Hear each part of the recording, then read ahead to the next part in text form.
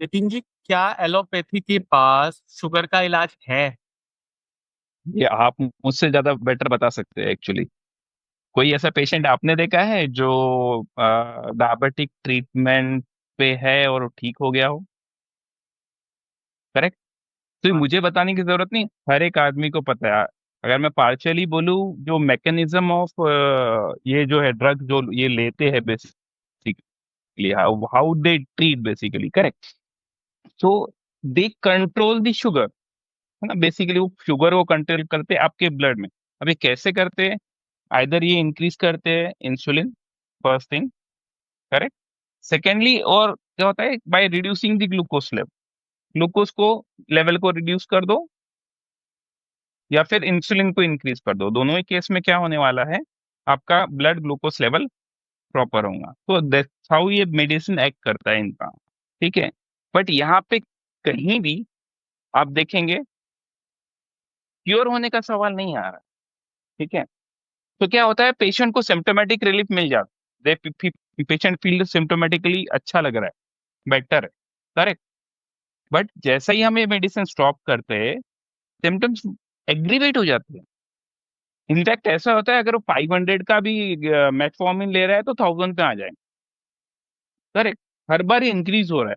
तो आप खुद ही मुझे बताइए कि हर बार अगर ये इंक्रीज हो रहा है, तो allopathy doesn't have cure, neither they have control also. अगर कंट्रोल होता तो एक ही मेडिसिन से कंट्रोल था, हर बार मेडिसिन इंक्रीज करने का जरूरत नहीं पड़ता ना उनको। हम्म, जाने दो, अब फार्मास्यूटिकल्स पे हम लोग कुछ बात नहीं करेंगे इस बारे में, ठीक है। हाँ, उधर ना जाए तो बेहतर है। तो यू कैन अंडरस्टैंड, हाँ बेटर ही है, करेक्ट। पर क्या फिर हम ये कह सकते हैं कि आयुर्वेदा के पास इसका इलाज है? इसे रिवर्स किया जा सकता है? मतलब कंप्लीट ट्रीटमेंट जिसे कहते हैं। See, diabetes is a lifestyle disorder, correct, ठीक है। तो अगर हम लाइफस्टाइल प्रॉपरली फॉलो करते हैं, और अगर हम शुगर प्रॉपर कंट्रोल करते हैं, अगर हम प्रॉपर मिनिमाइज करते हैं, तो डेफिनेटली जो डायबिटीज है उसका इफेक्ट, उसका जो डायबिटीज को हम रिवर्स कर सकते हैं basically with the help of Ayurveda, correct. So yeah, definitely. With the help of Ayurveda, we can cure diabetes. I'm not talking about the जो control also. We can cure also. Correct. सब biggest, So we can reverse the diabetes और basically. if we Correct. compare allopathy and ayurveda, in allopathy we are saying that we can only suppress the diabetes. Correct. Not only sub. See, allopathy में तो मैं ये भी बोलता हूँ कि they cannot control also. How they are controlling them. See ना, अगर वो बंदा अभी 500 mg का ले रहा है गोली, कुछ दिन बाद में उसको 1000 का लग रहा है, कुछ दिन बाद में वो ग्लिमिप्राइड भी ऐड कर दे रहा है उसमें, उसके बाद में फिर gliptin, sitagliptin and then insulin, तो बढ़ते जा रहा है ना विद द टाइम। अगर कंट्रोल हो कंट्रोल ही नहीं होता रहा, तो वो कंट्रोल एक लेवल पे होना चाहिए था ना। वो उसी लेवल पे रहे बट दवाई। They don't have. हाँ करेक्ट। अगर कंट्रोल है तो वही लेवल पे रहना चाहिए। Do they have any data कि यार कंट्रोल किया है, हमारे पास बहुत कंट्रोल है, मतलब ने मेडिसिन को जरूरत नहीं पड़ी और एक लेवल पे ही कंट्रोल है। आयुर्वेदा की नजर में टाइप 1 और टाइप 2 जो डायबिटीज है उसमें कैसे वो डिफरेंशिएट करते हैं? टाइप 1 भी मोस्टली कॉल्ड एज सहज प्रमेह, बेसिकली सहज मीन जेनेटिकली आ गया है करके, करेक्ट। अब इसमें भी टाइप 1 सहज होता है, जिसके जिसे फादर से, मदर से, या फिर जेनेटिकली अपने को आता है।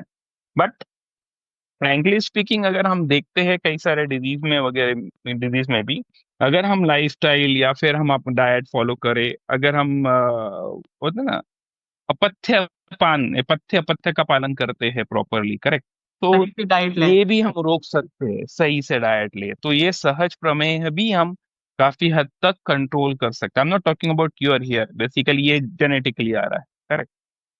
बट इसको भी हम कंट्रोल कर सकते हैं, इसको भी हम एक लेवल तक अच्छे से मैनेज कर सकते हैं। टाइप टू डायबिटीज बेसिकली अपथ्य, जो अपथ्य निमित्तज प्रमेय हम बोल सकते हैं उसको, मतलब जो अपथ्य खाने के बाद में हमें जो होता है, that is called type 2 diabetes.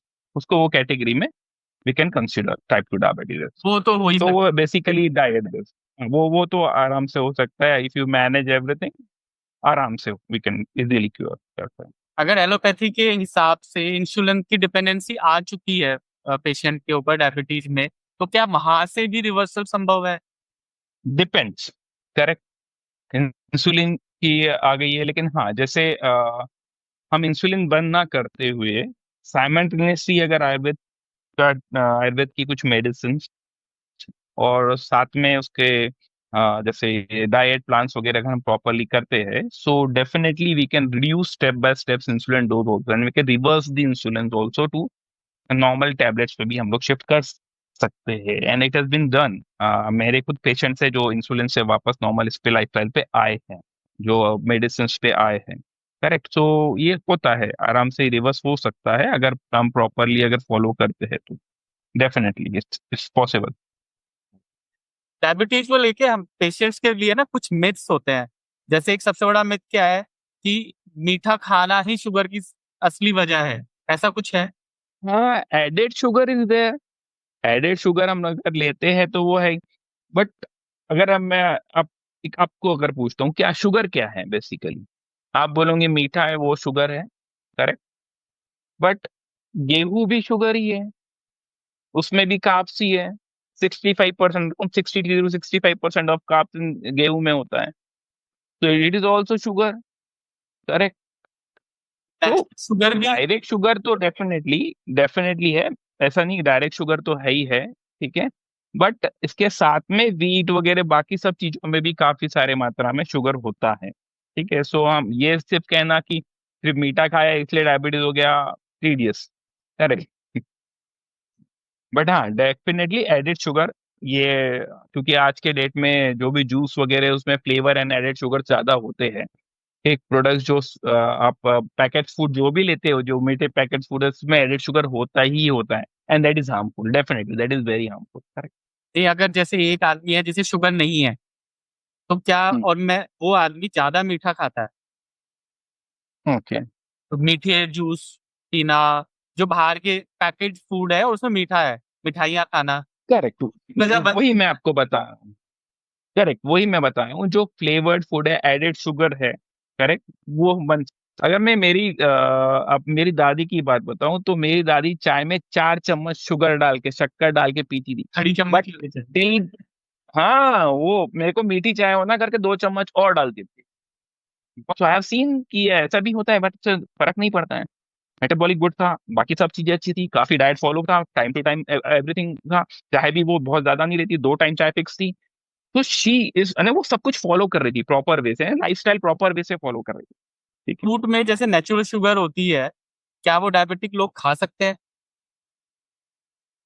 है। एज पर मी, डेफिनेटली यस। अगर जैसे हम बात करें, आम के लिए बहुत पीछे पड़े रहते हैं कि आम नहीं खाना चाहिए करके, बेसिकली डायबिटिक्स पेशेंट में तो नहीं खाना चाहिए। For this you have to understand the metabolism first. Correct. Fructose होता है शुगर में, फ्रुक्टोज का मेटाबॉलिज्म टोटली लीवर में होता है। करेक्ट। और अगर हम ध्यान से देखते हैं तो जो फ्रुक्टोज है बेसिकली, ये इंसुलिन इंडिपेंडेंटली एब्जॉर्ब होता है, एंड उसको डिपेंडेंसी नहीं है इंसुलिन की कि इंसुलिन लगेगा तो ये एब्जॉर्ब होगा, वो it can absorb independently also. तो इंसुलिन इंडिपेंडेंट है वो। अगर जैसे हम बात करें, आम के लिए बहुत पीछे पड़े रहते हैं कि आम नहीं खाना चाहिए करके, बेसिकली डायबिटिक्स पेशेंट में तो नहीं खाना चाहिए। ठीक, शुगर बोले तो कार्ब से बेसिकली, अब आम है वो खट्टा आम आप खा लोगे ना, मीठा आम नहीं खा पाओगे। बोले खट्टा आम चलता है क्योंकि खट्टा है, और मीठा आम मीठा हो गया खा लो। ये मुझे आज तक कंसेप्ट समझ में नहीं आया बेसिकली, क्योंकि देखो, फ्रूट तो फ्रूट ही है। ठीक है, उसके अंदर शुगर तो तुमने ऐड नहीं की ऊपर से। जितना कार्ब्स पहले था कच्चे में, उतना अभी भी है। लेवल में होगा। करेक्ट, वो चेंज तो हुआ नहीं है। Correct. And hardly I am telling you, 12 से 15, या बहुत बड़ा आम रहा तो 16-17, उसके ऊपर कार्ब्स नहीं होता है उसके अंदर। करेक्ट। इससे ज्यादा कार्ब्स तो एक रोटी में मिल जाएगा। 100 ग्राम की एक रोटी ले लो, उसमें 65 mg का मिलीग्राम का तुमको ये मिल जाना है कार्ब्स। करेक्ट। तो उससे ज्यादा तो खतरनाक रोटी हो गई है। फ्रूट्स बेसिकली एंजाइम कंटेंट करते हैं, natural enzymes. I am telling, fruits में नेचुरल एंजाइम्स होते हैं जो डाइजेशन के लिए काफी हेल्पफुल होते हैं। अगर आप फ्रूट्स खाओ और साथ में अनाज खाओ तो फ्रूट्स के कारण आपका अनाज अच्छे से पच जाए। फ्रूट्स बेसिकली एंजाइम कंटेंट करते हैं, natural enzymes.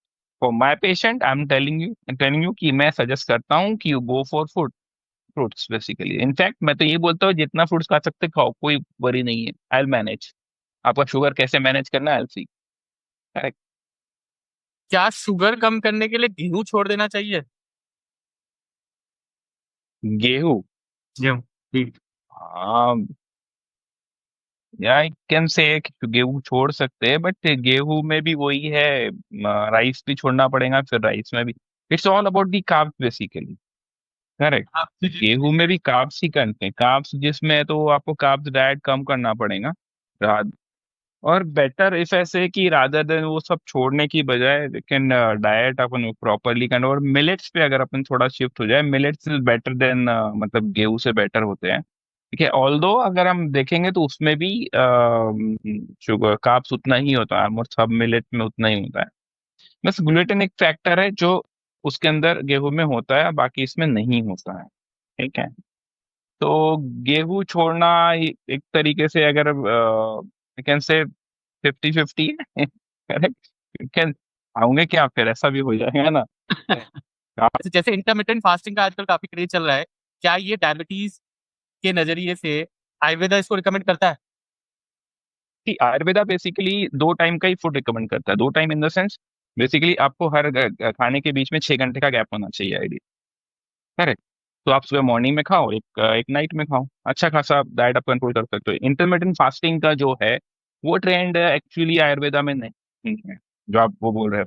Ayurveda simple fasting बोलता है, सूर्य के अस्त होने से पहले आप अपना भोजन कर लीजिए। आयुर्वेदा में लंघन का काफी महत्व दिया गया है, लंघन।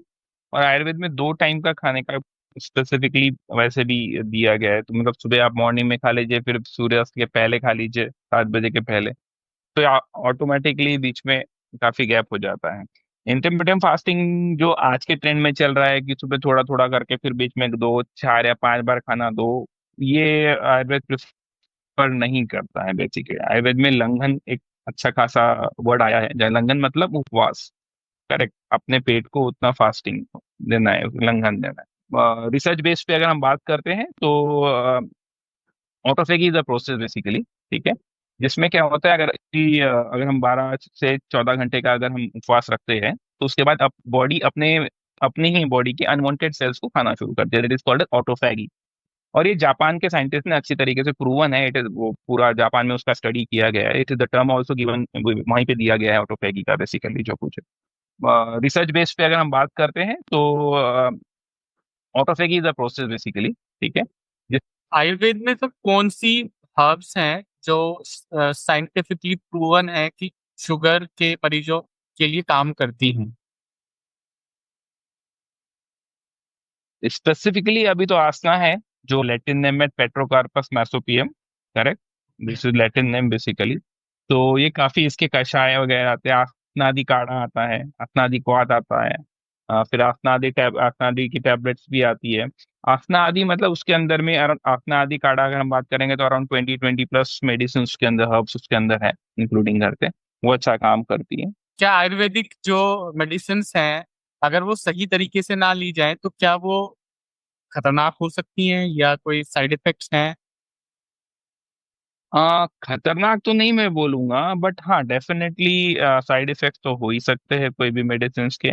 जैसे प्रकृति के बेसिस पे हम लोग देते हैं कि इसके प्रत्येक व्यक्ति की एक अलग प्रकृति होती है, जैसे वातज पित्तज कफज, या फिर वो दोनों मिलाकर होते हैं, और एक संधिपज, ऐसे मिला के 7 प्रकृति बताई गई है। जैसे पित्तज व्यक्ति को अगर हमने पित्त बढ़ाने वाली दे दी है, या फिर कफ वाली दे दी है, तो वो उसका इफेक्ट अलग हो सकता है, उसको इचिंग्स वगैरह बढ़ सकती है, तो थोड़ा बहुत हो सकता है, बट वो बहुत रेयर है। ठीक है, मोस्टली ऐसा नहीं देखा है, ज्यादा साइड इफेक्ट्स के चांसेस कम होती नहीं है, कम है। रेयरेस्ट टू रेयर में मैंने भी जो नोटिस किया है, हाँ, एक तो इफेक्ट नहीं होगा उसको, और ज्यादा से बोलेंगे सर कोई फर्क नहीं पड़ रहा है, आधार, बट साइड इफेक्ट बहुत कम होते हैं, बट हाँ it is possible, it can be है। तो before taking prescription you can, one should contact to the ayurvedic doctor basically. है। करेक्ट नहीं, जैसे पित्त व्यक्ति को अगर हमने पित्त बढ़ाने वाली दे दी है, या फिर कफ वाली दे दी है, तो वो उसका इफेक्ट अलग हो सकता आयुर्वेदा की खासियत ये है कि भाई वो हर पेशेंट को सेम दवाई नहीं देता, पहले उसकी प्रकृति है। जांचनी। नहीं नहीं,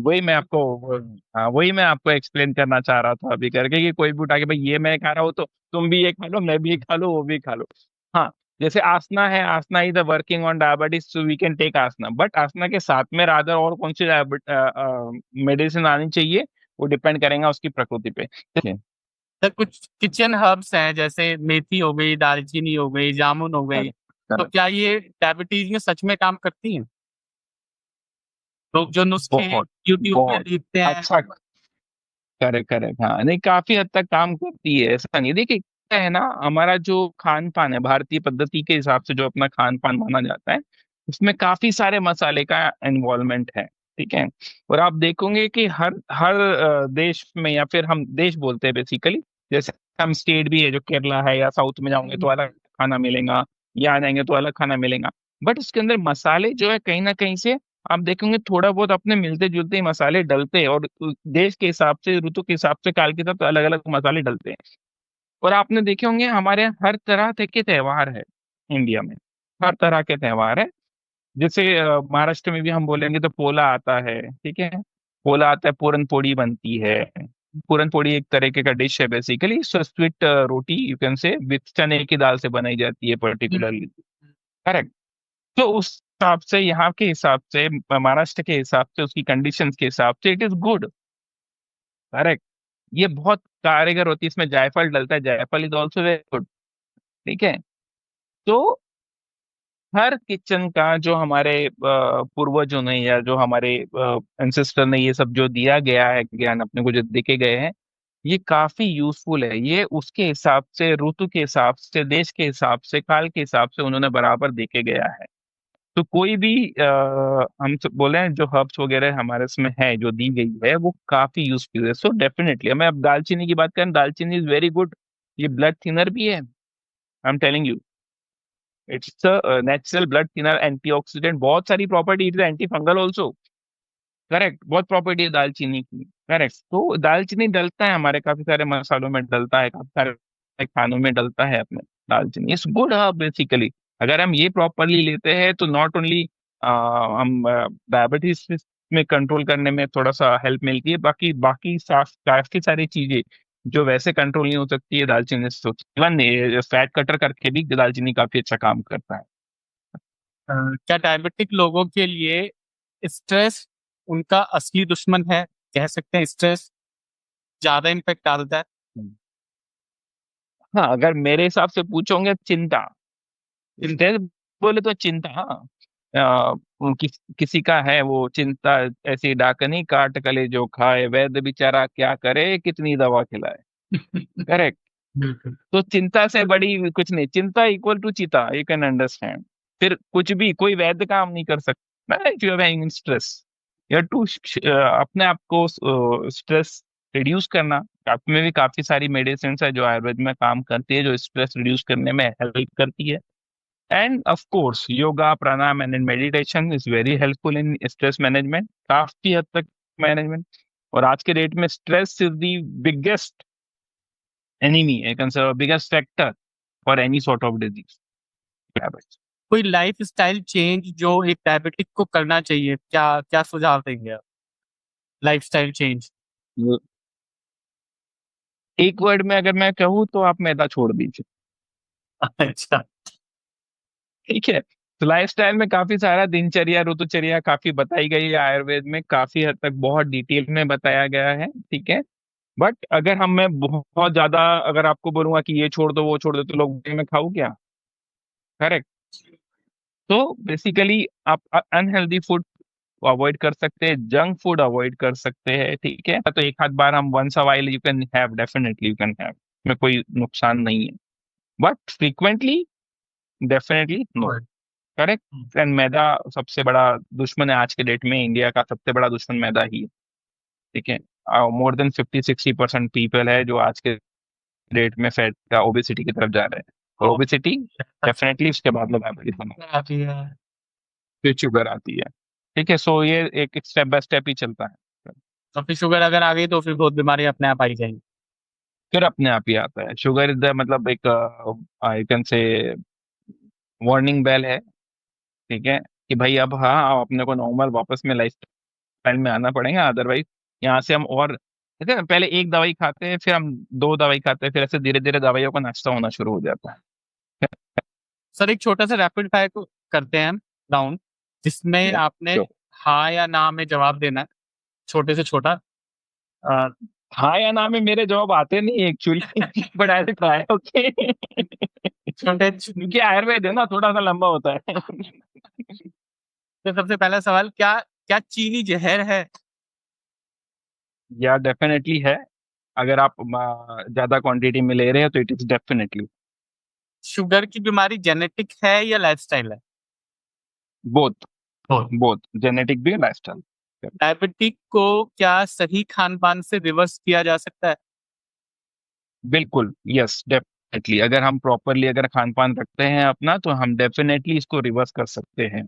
ठीक है। हाँ, मैं सहज का एकदम आपको कॉन्फिडेंटली नहीं बोल सकता, बट हाँ, सहज में भी काफी सारे केसेस है जहाँ पे हुआ है। ठीक है, वो भी रिवर्स हुआ है, तो हाँ डेफिनेटली हम लोग कर सकते हैं। आयुर्वेद हैज अ पावर, और कि हम उसको रिवर्स कर सकते हैं। दूध पीना चाहिए या नहीं पीना चाहिए? ऑफकोर्स गोदुग्ध है तो यू कैन, गोदुग्ध में आई सजेस्ट कि गोदुग्ध आप पी सकते हो, कोई प्रॉब्लम नहीं है गोदुग्ध। दूध पी सकते हैं? डायबिटिक पेशेंट दूध पी सकता है? हाँ, गोदुग्ध गोदुग्ध गोदुग्ध दूध, मतलब गाय का दूध, बेसिकली गाय का दूध गोदुग्ध पी सकता है? जिसको हम गाय का दूध बोलते हैं। गाय का दूध आप पी सकते हैं। कोई ऐसी आयुर्वेदिक जड़ी बूटी जो हर एक डायबिटिक को लेनी चाहिए? As I told you, asana you can take, and asana. Chandraprabha also. Chandraprabha भी चंद्र आसना आदि कषाय और आसना आदि को यू कैन टेक। फिर चंद्रप्रभा है, चंद्रप्रभा भी यू कैन टेक, क्योंकि प्रमेह है। जब हम बात करते हैं प्रमेह की, तो इट इज प्रमेह का ही मतलब होता है मूत्र विकार बेसिकली, धीरे धीरे। तो डायबिटीज में मूत्र की प्रवृत्ति ज्यादा होती है, तो इसमें चंद्रप्रभा का अच्छा रोल है। Chandraprabha we can take, but of course मैं अभी यहाँ पे भी आपको वही बोलूंगा कि विदाउट कंसल्टेशन ना ले तो बेटर है। क्या इंसुलिन से छुटकारा पॉसिबल है through Ayurveda? Step by step it is, it can B, धीरे धीरे हम रिड्यूस कर सकते हैं। अगर हम दोष वगैरह को, दोष दुष्य धातु को अगर हम प्रॉपर वे से ट्रीट करते हैं, तो धीरे धीरे इंसुलिन भी हम कम कर सकते हैं। Over a period of time it definitely we can stop also insulin. क्या रात का खाना छोड़ना ठीक है? नॉट एग्जैक्टली, बट नेसेसरी भी नहीं है कई बार। आज के डेट में जो वर्क शेड्यूल है लोगों का, उसके हिसाब से पॉसिबल नहीं होता है। बट हाँ डेफिनेटली, अगर आप 7 के पहले अगर आप खाना खा सकते हो, तो वो बहुत अच्छा है आपके लिए, आपके लाइफस्टाइल के लिए। मैक्स टू मैक्स 8 बजे तक खा लीजिए। ठीक है, उसके बाद डिले मत करिए।